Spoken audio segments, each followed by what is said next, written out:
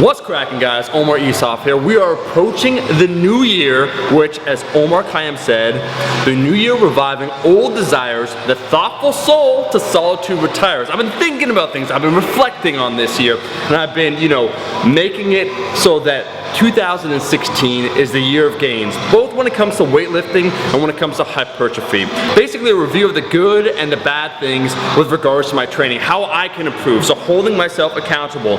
So point number one, remembering why I first started to lift. I think sometimes we can get lost over time or we get different goals, right? For me, I'm gonna tell you guys this now, I haven't really ever said this before, but I waited too long to get into weightlifting. Not that it's too late now to do it, but honestly, I've wanted to do this for 3 to 4 years. But you know what the honest truth was? I thought I wasn't good enough. Like I thought, oh, there's no way, I'm like, whatever, I'm 19, I'm just gonna start weightlifting, I'm gonna suck at it, I can't be a world champion because they start when they're 11 or 12. And that's the wrong attitude. I literally didn't start weightlifting because I knew obviously I would not be a world champion. And that's the wrong attitude to have. Really, I should just try and be the best damn weightlifter that I can personally be. It's me versus me. When you think about it, when you think about a lot of these sports, there's so many freakishly strong guys. So I was looking at weightlifting, I was looking at the lifts that people were making, I was looking at the Canadian records, and I just thought, man, you know what, like it's too hard. I don't have that potential. Instead of thinking, you know what, I really like this, I really want to do it, why don't I just do it and see how far I can go? I pieced myself out early. I was just like, you know what, no, I can't do it, so I'm just not gonna do it. And that's the wrong fucking attitude, man. That's a weak ass attitude. So I have huge regrets over not starting that. No regrets now at this point now that I'm getting into it. But really, when I say remembering why I started, when I first started lifting weights, I wanted 3 basic goals. I wanted to get really strong, I wanted to get really big, and I wanted to get as lean as possible. So kind of that athletic aesthetic, to be able to do something with my body and to look good at the same time. And once again, over time, some of those goals I've done a pretty good job of trying to accomplish. Other goals I could have done a better job. And herein lies my second point. I could have gained more size over time, if I'm being straight up. I probably could have put on, over the last 3 years, I know it doesn't sound like a lot, probably like 5 to 6 more pounds of lean muscle mass. Now that actually adds up over time when you think about that. But basically for me, I wanted to remain always at a relatively competitive weight, just because hypothetically, if I ever competed or did anything, I probably would go in the 160s, maximum would be 181. So I never got too high with my calories, I never bulked too far, I was never in too much of a surplus, I was always kind of around my fighting weight. And that's a mistake once again, because when I think about it, yeah, it's good to be competitive, it's great, but at the same time, I want to maximize the total amount of muscle that I could put on. And those are two kind of conflicting goals. If you want to stay around a weight class, or you want to get as big as possible, those two things kind of go in opposite directions. Now, it's liberating that I'm doing weightlifting, because here's the truth, I'll never be a world champion, it's just not gonna happen.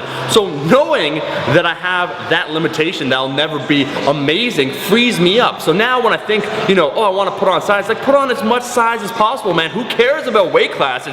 My Sinclair, in powerlifting you have the Wilks, where you measure, your basically your body weight and how much you lift, that gives you a number. In weightlifting they have the same thing. But because I know I'll never be world class, I'm not worried at all. Now I could focus on putting on as much muscle as possible. So for me now, I'm doing this cut, I'm already down 10 pounds, I gotta lose 10 more pounds and that'd be good. But 2016, I wanna bring really 2 things forward, right?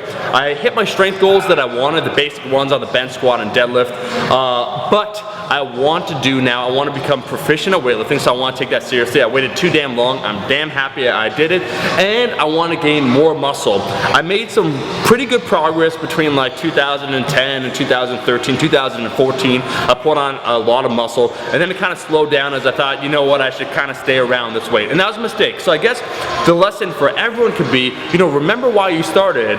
When I started training, it was all about having fun. It's all about me. I've already said this before. I think bodybuilding is pretty narcissistic, right?